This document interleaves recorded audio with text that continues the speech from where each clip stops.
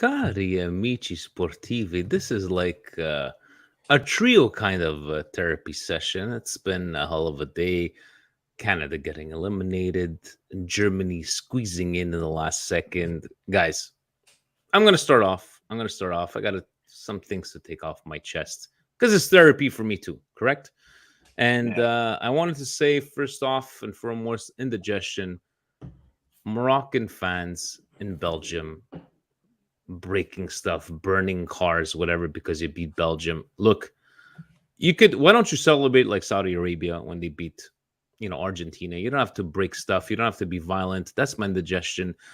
And for Canada, look, I'm gonna say my piece about Canada. Look, guys, the real the real football soccer fans, Canadian fans, we're not gonna take anything away from what we did. We got to the World Cup.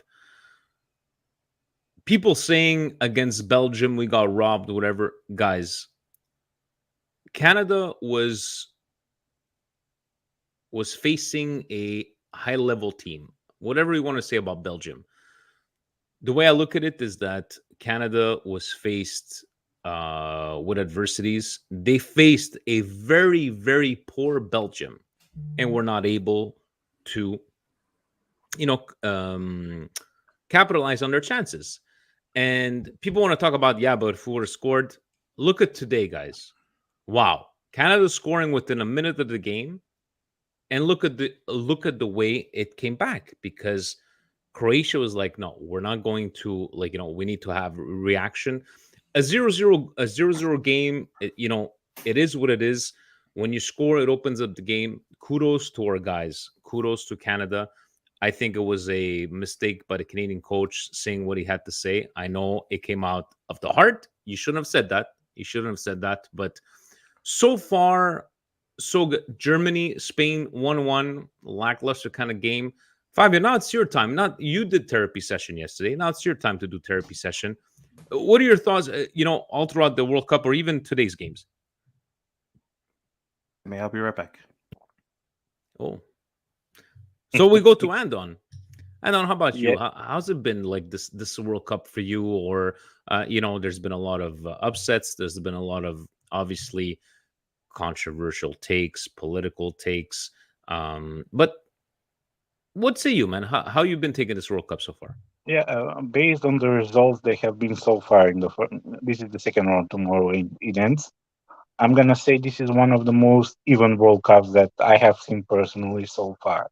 There are a lot of surprises. There is not, let's say, clear favorite to win the World Cup.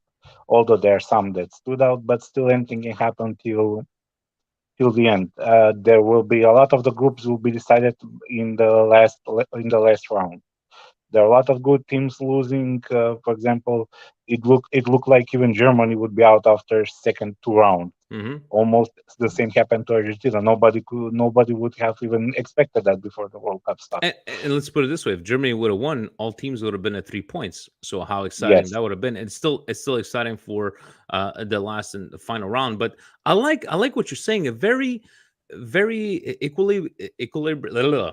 equal kind of, equal. Yeah, yeah, a a lot kind of of World Cup. Fabio, yeah, a do, lot do, of the. I'm really pleasantly surprised by the way Arab countries played, because usually they don't present themselves that good in the World Cup, but this World Cup almost all of the nations from that part of the world showed very good games. Except Qatar. And except for example, for today's game, I was surprised that Canada lost by that much, especially after scoring in the first minute. But that's what experience brings you. I'm speaking for Croatia. Croatia is an experienced team. They have a world class midfield, so they can know how to take control of the game. This is just a token of inexperience by Canada. Let, inexperience. That's it. But nothing taken away from our boys. We No, no, did what we need to do, they right? even even the first game they played wonderful. But sometimes you also need some luck. Sometimes even luck listen, is part of the sport, and I'll that tell that you. also comes that also Go ahead. comes with experience. I So would just say the coach lit a fire under Croatia today. I know you don't want to beat up too much because you want to have faith in your team, but you don't go out there and say we're gonna, excuse my language, fuck the other team up. Why would you excuse your language? You swear all the time. I know, but listen, you don't add anything for them to put on their. You're not Mourinho, right? You're not Mourinho. You can't say these kind of stuff. These guys are young. They have a lot to still show. They had a great qualification, but you put a target on their back. They start fast. They start good. They get the goal, but then immediately you saw Croatia's skill, their level, the way their midfield was just taking over the game. And it was only a matter of time before Croatia was going to take the lead on them. And we saw nothing from Croatia. Gio will tell you he almost fell asleep feeding the baby because it was so boring the first game. But they woke up. They heard this other coach saying, oh, you think you're going to just shit on us? We're the runner-up from last tournament. Don't think we're going to just let you cakewalk through. Your Cinderella story ended today. And I wanted Canada to do good. I was super happy when they scored the goal. A little redemption there for Davies. But you awoke a sleeping giant, and you did. And you scoring in the first minute. And I was at work. I was serving a customer. I was giving her an iPhone. I was like, yeah. And we scored. I'm like, I couldn't believe it. But in the end, it is what it is. Canada had to go face world-class teams, and it showed us where we're at, and it's good, guys. I'm not mad, but this is very good for Canada because this gives them experience. And if I'm not mistaken, next World Cup is played in Canada, USA, and Mexico. It is, which would give them an extra boost to do even better for the next World Cup. So they have to see this as a positive experience, even though they lost, but still this can bring them a lot if they prepare in time for the next World Cup. And they have 4 years to do everything, to see what kind of mistakes they did in this World Cup, and they will have a lot more experienced players next time. And experience wins you the trophy. Guys, in the end, it hurts to say, but there's a difference between MLS players versus top European league players. You gotta be honest at this point. It's like, and again, not taking anything away from the Canadian boys. I know that Steve has said in the past, we have a Canadian team that has qualified for the World Cups in an era where we've had the worst Mexican team and US team. Fabio, you could talk about the US. I know Nathan on our chat likes to hate on Mexico. And shout out to Nathan and giving the love to Mexico. And probably, let me ask you guys this one. Mexico, best looking jersey. They got a gorgeous freaking first team jersey. I would say, excuse me. Oh, excuse me. The Ecuadorian blue jersey. Woo-wee, that looks sweet. I'm loving that one. Very nice on that. How about you, Andon? Do you have any what jersey like okay, that one's a good looking jersey. Any I jersey like the Japan's blue jersey. Yeah, Japan can go wrong with that one. And it also, it's not, I don't know if it's because they won the first game. Also, Saudi Arabia green one is very good. So I did like that one as well. Good looking jersey, but the Mexican one, it's like the motifs they have in the jersey, very nice. Guys, I want to take the time to, because I don't know, we had the time to talk about it yesterday with you, Fabio, with the guys, but Andon, he did definitely want to talk about this. And the FIFA, documentary came out on Netflix a couple of weeks ago. And I don't want to say an eye-opener, because I think most of us knew kind of what was going on. 4 episodes, very informative. And I know in a documentary, guys, you always got to look at both sides of the story. But what really hit me in this documentary, and I wanted to get your thoughts about this whole corruption in the FIFA, what really hit me was, we're giving you this money for your federation. We're not giving you for the vote. We're giving you this for your federation. And it seems like, the way they got away with this whole thing. Fabio, how did you take the FIFA documentary, and maybe your thoughts on it? Well, I would just say that line of "we gave it to your federation" is the ultimate cop out. You're just trying to pass the buck, as they would say, try to pass the blame on. Oh no, it wasn't me. I gave them the money. It was up to them. They did the wrong thing, not us. But when there's a system and a way of that they've been doing things the entire time, it's now you're just trying to. I guess like that guy Chuck Blazer in it, right? Chuck Blazer only wanted to be the whistleblower, because they finally caught him doing something bad. So then he flipped on everybody else. But he was doing bad things before with Jack Jack from Warner.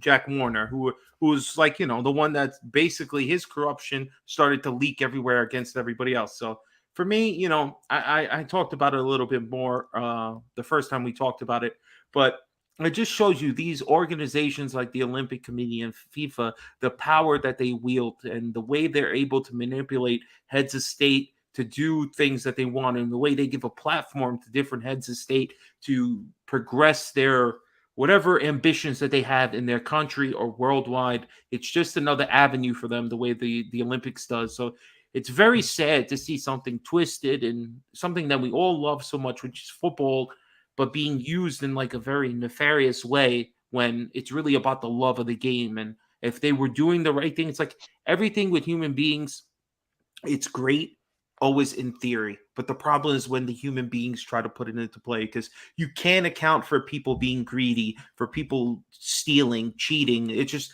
the design is a good idea, but the human aspect always is the wild card in everything. That's all I was That's saying. what it comes down to. Like, I'm one of my cousins is married from somebody from Trinidad and Tobago, like for 20 years now, and I said, he married into an Italian woman. Who's the criminal now? Like, look at Trinidad and Tobago, Jack Warner. We were laughing about that, but how about you, $800 per player, right? 800 US per player.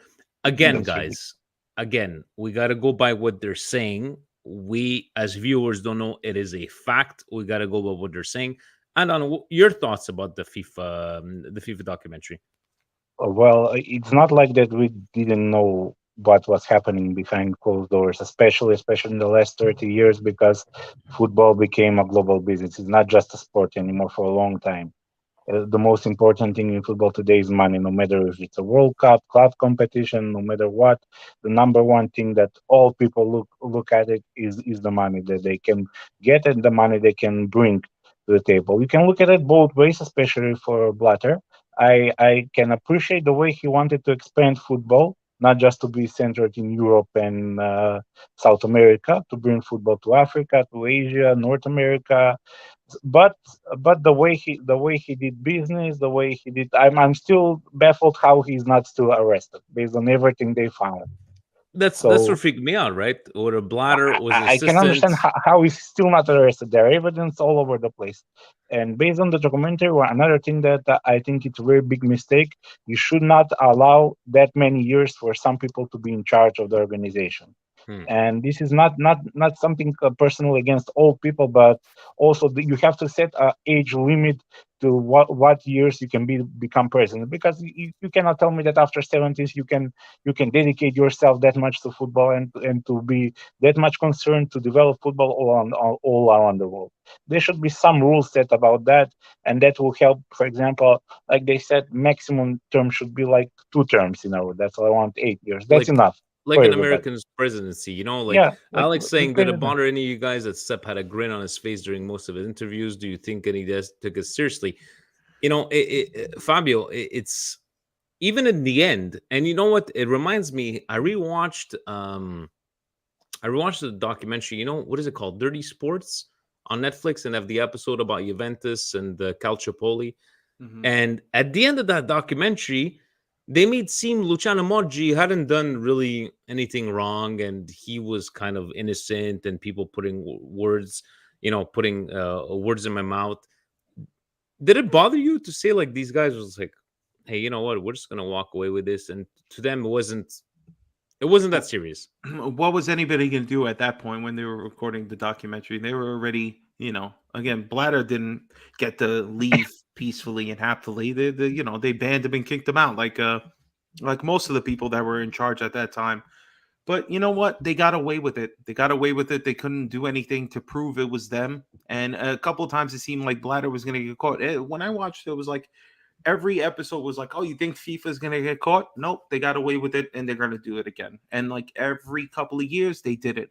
And the big 2010 unveiling of the two World Cups were their final like major corruption scandal. Because for the most part, for the last 10 years, you haven't really heard much since then. But from the whole time after leading up until all the scandals happened a few years ago, you know, they got away with it, and unfortunately, they're powerful. The Powerful enough to organization is make them very get away with powerful. it, right? Uh, Absolutely. you know, They never thought anybody was coming after them, Vinny. They never thought until the people in the Southern District of New York went up there and decided they were going to start going after what did it FIFA. say? We're handing a red card To to the FIFA, yes, I love it. Yeah. I love and my city. I and love it. and in the end, they got basically a slap on the wrist. But guys, let's turn this around. Andon, I'm gonna ask you your opinion on this. One of the guys on YouTube, I think it was Lab Gorilla, had said that he was speaking to one of his coworkers that was from Pakistan, and he goes, I understand this whole Qatar thing, but it's the first time that people from, whether it be Pakistan, the Middle East, India, Saudi Arabia, that can go to one of these games and actually afford it. Forget the non-alcoholic thing, forget the holding hands, forget the transgender thing. But what do you think? Give me a positive from this actual World Cup. How about you from Macedonia? Would it be far from you to get to the World Cup? Well, not that much now. There are flights that you can go to. You are like there for like 6 hours, something like that. It's not. But what, like I said previously, I can understand the positive part. Blatter, but try to evolve FIFA, bringing football to those countries because every continent, every people in the world deserve to see that kind of football. Mostly is Europe, South America. Those are the two continents that get the most football now. This is a very good way to promote football in those Middle Eastern countries, where, as you said, people from Pakistan, from India, from those parts of the world, is much easier to get there and watch the games. And I can understand why people were against the World Cup in Qatar, because a lot of people died building those stadiums, which is very probably the biggest stain in this World Cup. But the positive is, from what I can see so far, even the games, the World Cup is organized perfectly almost. The stadiums are great, organization is great.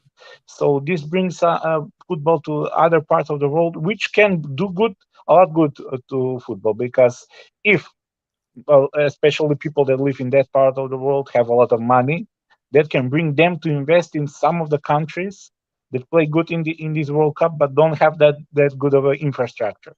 The lower tier A countries. lot of people like to be negative, right? To be like, oh, look at all the money they spent. Look how many people died. Look, they're hiring fans, Qatari fans to be Spain fans, whatever. Hey, if it's going to bring joy to the stadium and the way it's going to have the atmosphere, kudos to the Mexican fans. The Mexican fans, I think, even Siva said in the group, have been like, wow, during the actual tournament. Liban Yusuf saying Seb Blatter is the biggest disgrace. And even on the documentary, the way he was talking, just like it reminded me of Luciano Moggi in that documentary on Netflix. Guys, remind me what it's called in the comments. Is it Dirty Sports? I think it's called Dirty Sports, episode 3, about the Calciopoli. And him, he's just talking like, I didn't do anything wrong. Everybody spoke to the designato, arbitro designato, and everybody kind of, but you got caught. Your team got relegated. Yeah, It's but just like Milan got yeah, but 15 points. I get it. We're not as innocent as anybody would believe, but they're the ones that got. And it just seemed like Luciano Moggi and Seb Blatter, to them, it's just like, I didn't do anything wrong. I, yeah, I, but I I but didn't know. but I didn't that's know about this corruption. yeah, but that's normal. As you know, as they say in life, first for you to do something, you have to believe in it. So first of all, they believed in what they were doing. I don't say that it's a good thing, but they convinced themselves that they are doing the right thing. So Mm. that's why now it's easy for them to give justification for the things they do, because in their mind they did nothing wrong. In their mind they did everything they could to develop, for example, Modi to help Juventus, for Blatter to help football globally, to expand and to some degrees, Blatter did that, expanded football. But what happened behind closed door? Even at the end, he said, "I never took any money. I never did nothing illegal. It was only everything for football." So first of all, for him, for anybody to believe in that, he has to believe in that. So that's why he's good at saying that, and he's no wrong on what he did.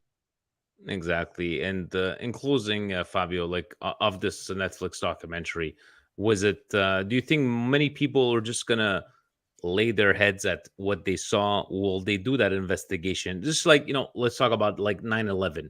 People will watch the documentaries, but how many of them will, okay, let me see the other side of the story? People will not look at the other side of the story at the FIFA, because everybody, like we were saying at the beginning, we kind of knew, it was written under, okay, yeah, we all know it's corrupted. And do I you think think people will look at the other side? I think eventually, when there's as more turnover continues to happen, and we get further and further away from this time in FIFA, then I think people will start to just. I mean, I think people don't care now to begin with. I think people care to the extent of just saying there's an outrage. The same thing with like Qatar.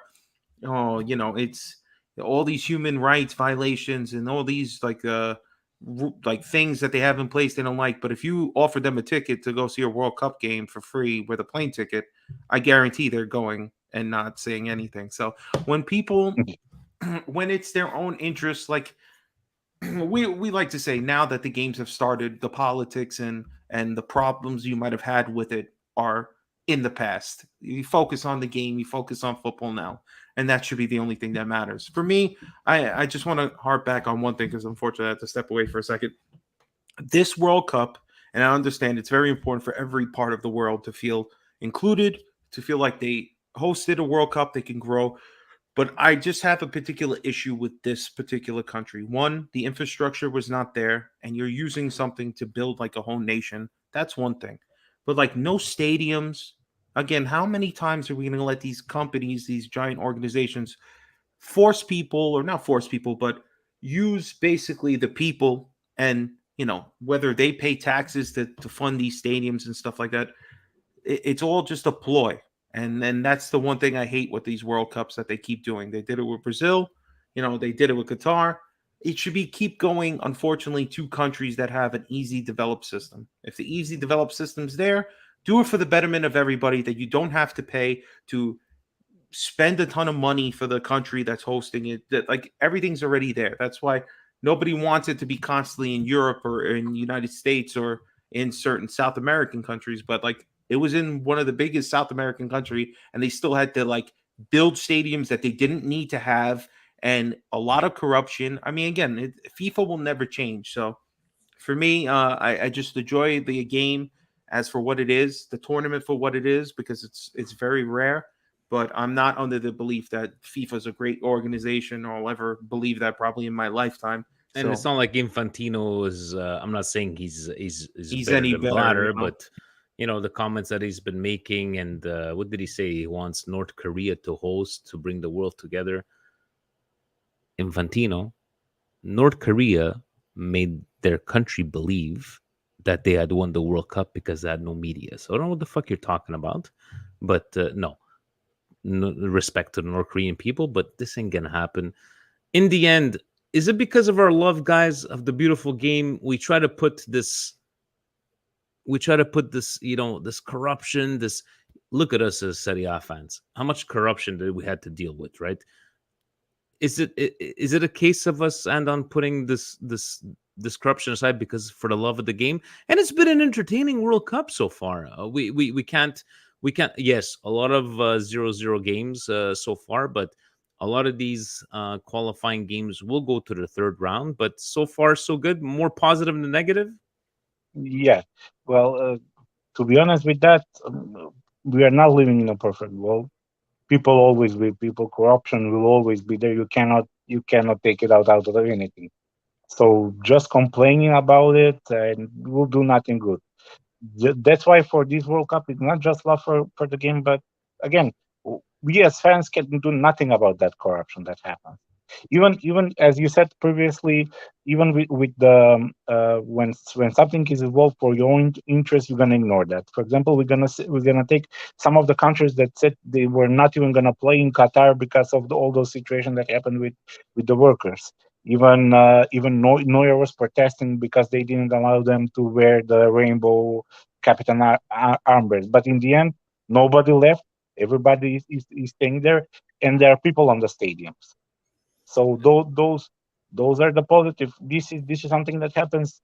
This is probably it's the biggest sports event in the world. Nothing else. No other sport brings these many viewers, and no other sport brings that much joy to its nation, or to people in global. Exactly. And you know what? I'll take my example. Like, you know, it's 2 World Cups in a row for Italy not making the World Cup. And I talk to some customers sometimes and I tell them, I'm like, you know, the last time Italy won an elimination match in the World Cup was 2006. And it hurts. And I didn't want to, you know, I was like, no, I don't want to watch this World Cup. I'm embarrassed. I'm watching as much as I can because it is the World Cup, guys. It does come every 4 years. And I know there's a lot of political stuff going around. I know there's a lot of stuff in Qatar, people disagreeing with. And whether you agree with their protests or not, this is the World Cup. Hopefully we will have a great second and third round, because there's some groups that have to go to the second round and third round. Hopefully we have, you know what, the only thing I wish, Andon, is a first ever World Cup winner. Give me somebody Yeah, completely out of nowhere. I just somebody that hasn't won it before. exactly. So even though, like I said, Canada lost, let's hope maybe against Morocco. Again, Morocco fans, I'm not saying they're all the same, but guys, like, what is their point of breaking stuff? Like, seriously, just celebrate, be happy. Just do like the Italians during the Euros and the World Cup. We just celebrate all over the place and drank grappa and vino. Or the Saudi people. Look at the way, you know, what did the president of the Prince of Saudi, he's giving everybody some phantom Rolls Royce for the players. Let's think about the positives. I'm not trying to erase the negatives of this World Cup, but guys, let's just have a good time, right? Fabio had to leave because probably his wife was screaming at him, Andon. But let's finish off with this. Who do you see winning this World Cup?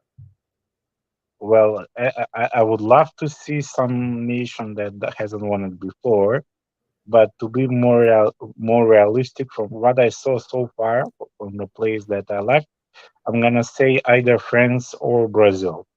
Because when I watch Brazil have so much good attack, they have so much good attacking players. They have so many good options at the front, so it will be difficult to stop them score.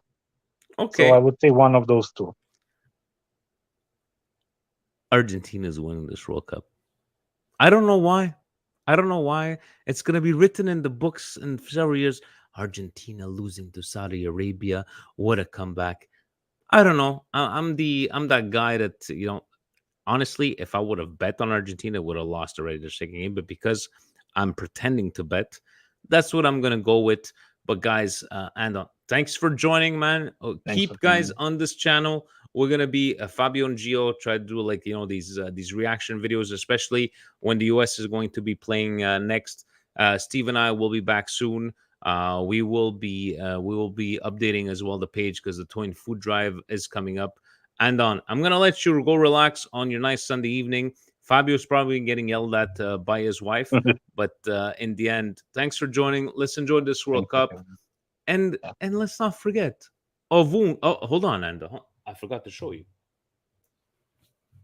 Look at this long sleeve beauty, huh? Oh, that's nice. Yeah. Huh? From eBay. Actually, you know what? For $40 Canadian, look at this, guys. Look at this. It looks like it's official, but I'll be wearing that one when Serie A comes back to life. World Cup is fine, but give me back my beloved Milan, right? Yeah. Just one more month. Have yourself a good night. Have a Ovunque good rest sempre, of the guys. day. Forza Milan. Even though it's What's World Cup, on? always Forza Milan. Have a good night, What's guys. on? Ciao.